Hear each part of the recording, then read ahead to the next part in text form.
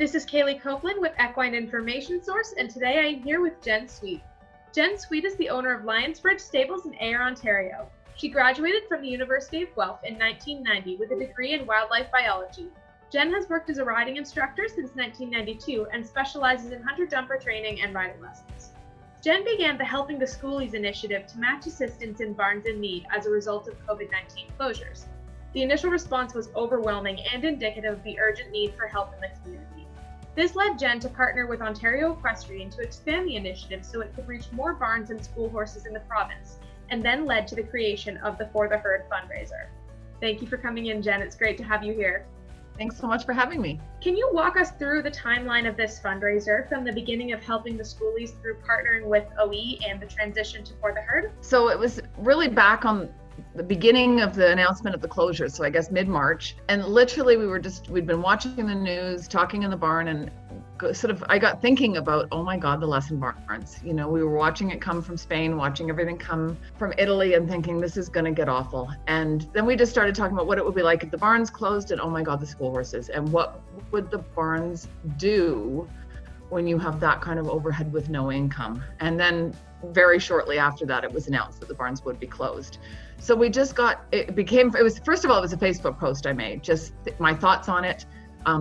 Anybody have any ideas? Can we brainstorm? Can we come up with ideas? And there were so many comments and likes and shares on that. Then that grew into a Facebook group chat, which rapidly drove everybody crazy with the phones pinging like crazy, which started into a Facebook group, which started the idea of launching a website, and Just Blackwood got involved, and we had a logo and a website and got things going. But it was all just very much people talking and sharing on Facebook and realizing there was a big problem and what we were going to do to fix it or help if we could.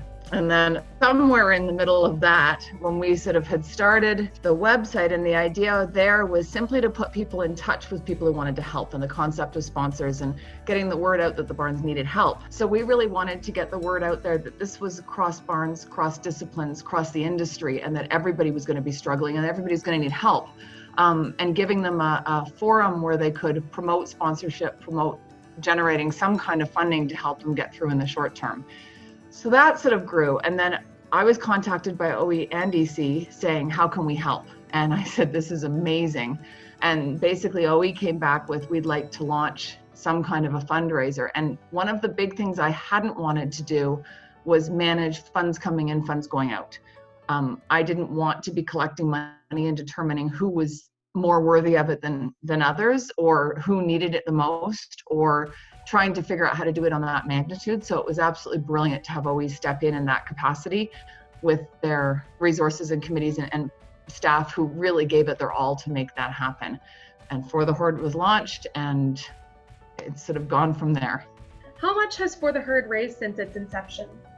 I believe it's just shy of 200,000 in the GoFundMe group. I know there's been donations in kind of hay, of vet work, of farrier work. I know there's some corporate money still to come in. I know that there's been several organizations. Paramount Saddlery did several auctions. Baker's Saddlery did a great silent auction and raised just over $20,000. And just a lot of people have donated, given, supported. How is the money from For the Herd divided and allocated? What does it go towards?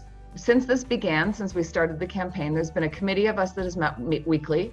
There's a veterinarian on that committee. There's an individual from Equine Guelph. There's a couple of riding instructors and representatives of OE.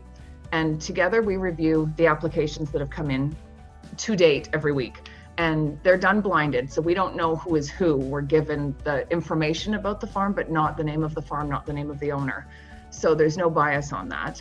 And it really is based on the information that they have given us in terms of number of school horses, number of boarders, what their need is each month, what money they've been able to generate. And basically with the 200,000 we've raised has been a great deal of money, but it has not been even close to meeting what we would need. We've raised that since we began this thing, but our need each month to meet the needs of every person who's applied, we would need 200,000 a month to meet their needs.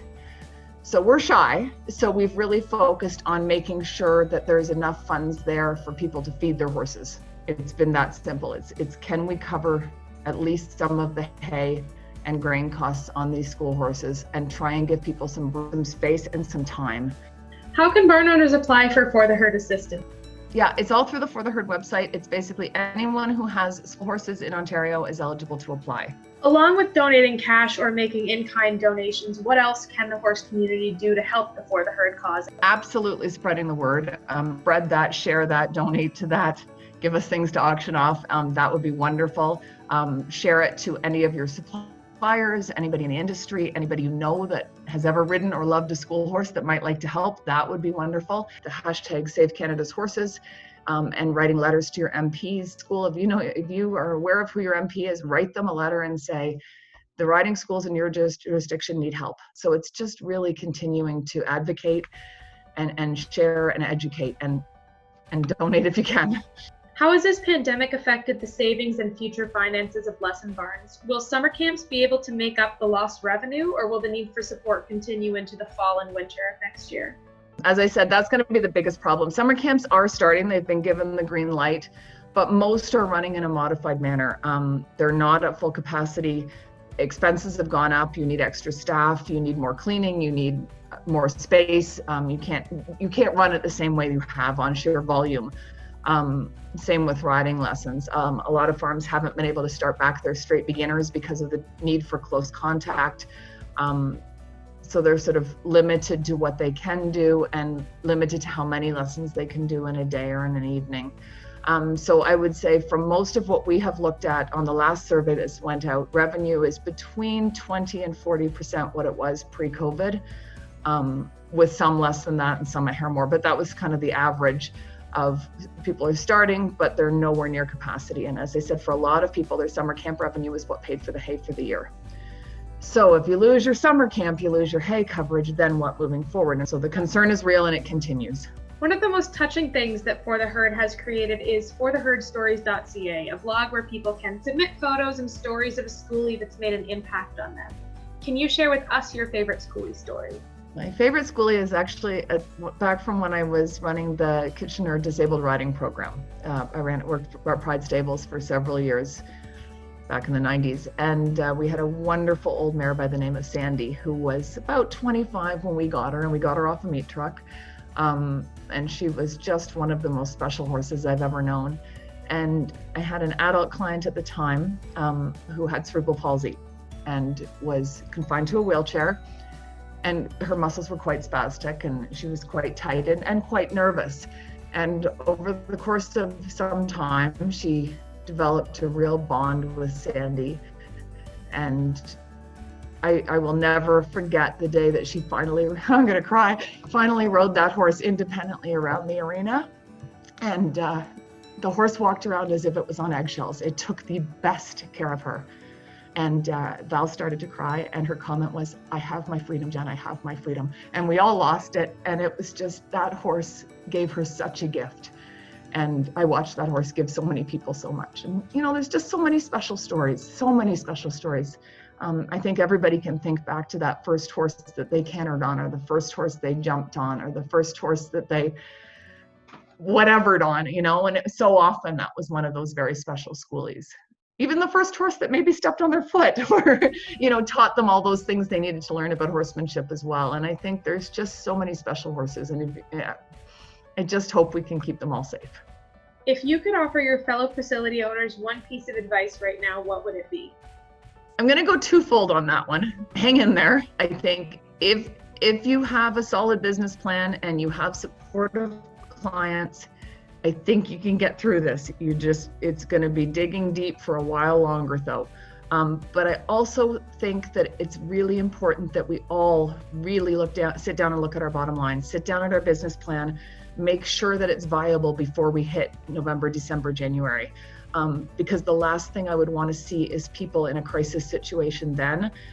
It's much easier to make decisions in a proactive basis and find positive results and positive outcomes than trying to do it in a panic because you're losing your lease or you're losing your farm, or, you know, I hope that everybody stays safe. I hope that everybody really takes a look at it and gets help. There's so much help out there. There's so many resources out there. Don't be afraid to keep asking for help, and don't be afraid to reach out within the industry, because I think we all get it and everybody really wants to help each other right now. So I hope that's what comes out of this. Thank you for chatting with us today, Jen. It was great to learn more about the fundraiser. You've really done some incredible work.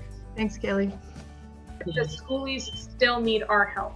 To donate to For the Herd, click the link in the caption of this video or help us by spreading the word, contacting your local MPs, or telling your friends about this fundraiser. If we work together as a community, we can make sure that lesson barns continue to thrive for years to come, so we can keep growing a new generation of young riders.